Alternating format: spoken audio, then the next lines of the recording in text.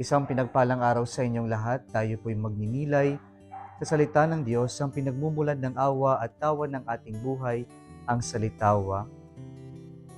We are now in the 33rd Sunday in Ordinary Time. Mga kapatid, huwag po nating kakalimutang magdasal at magsimba. Nakakatakot po ang bawat pagtatapos. Masakit, nakakalungkot, sapagkat bawat pagtatapos ay nangangahulugan ng paglayo. Bawat pagtatapos ay nangangahulugan ng paglayo. Ang bawat pagtatapos ay nangangahulugan ng pagtigil, pagkawalay. Ngunit hindi po lahat ng pagtatapos ay malungkot. May mga pagtatapos na mabuting balita, gaya ng pagtatapos sa pag-aaral, pagtatapos sa mga gawain, pagtatapos sa ating mga problema sa buhay. At ito rin po ang nais na ipaalala ng Diyos tungkol sa mensahe ng pagtatapos sa kanyang muling pagbabalik, ang second coming. Dahil patapos na tayo sa ating liturgical year or calendar, ay ito rin po yung tema ng ating mga pagbasa ngayon tungkol sa end times, the last things. At dito po sa pagtatapos na ito, pinapaalala ng tayo ng Diyos na ito'y darating. Pero hindi natin alam kung kailan darating, kaya dapat tayong maghanda, dapat tayong maging alerto, dapat tayong laging nakabantay. At paano ba natin ihahanda ang ating sarili sa pagdating muli ng Panginoon, sa pagkatok ng kamatayan sa atin? Ang paalala ng ating pagbasa ngayon, una, huwag tayong magmukmok sa nakaraan. Ang nakaraan ay tapos na, hindi na natin ito may babalik, hindi na natin ito mapapalitan. Kaya po ang nakaraan, tinuturuan tayo ng mga leksyon kung paano sana tayo mas maging matibay.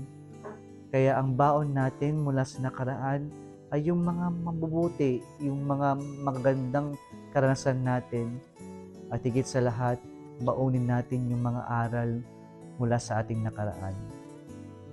Pangalawa po na ipinapaalala sa atin ng ating pagbasa, sapagkat hindi natin alam kung kailan darating muli ang Diyos, hindi natin alam kung kailan kakatok ang kamatayan sa atin.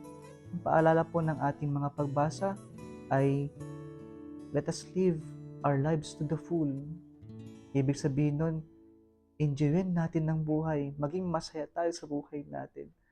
Huwag tayong magmukmuk sa mga problema, huwag tayong magpasakop sa mga stress, sa mga hindi magandang comments.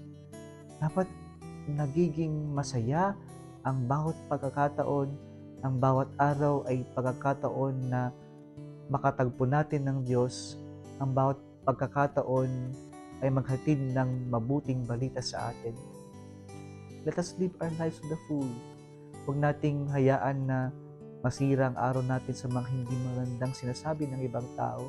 Huwag nating hayaan masira ang araw natin ng dahil lamang sa mga hindi magandang komento ng ibang tao. Sana mas pagtuunan natin ng pansin kung ano yung totoo, yung mabuti at maganda sa araw-araw nating buhay.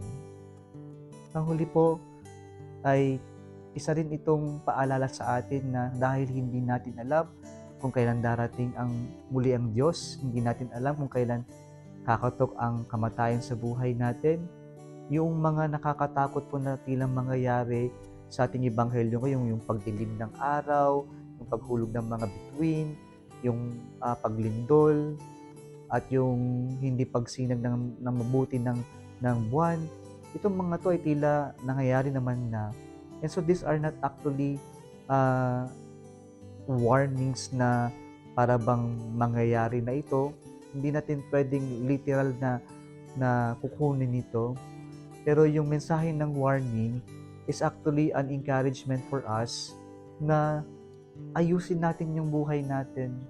Ito yung tamang pagkakataon na itama natin yung mali nating gawain.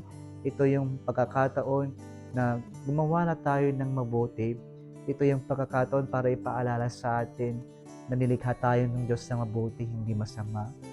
Kaya sana mabuhay tayong mabuti, itama natin yung mali, at maging inspirasyon tayo sa ating kapwa. Mga kapatid, kung nagustuhan mo ang video na ito, huwag kalimutang mag-like, i-share at mag-subscribe sa Salitaw Facebook page and YouTube channel. Muli isang pinagpalang araw sa inyong lahat.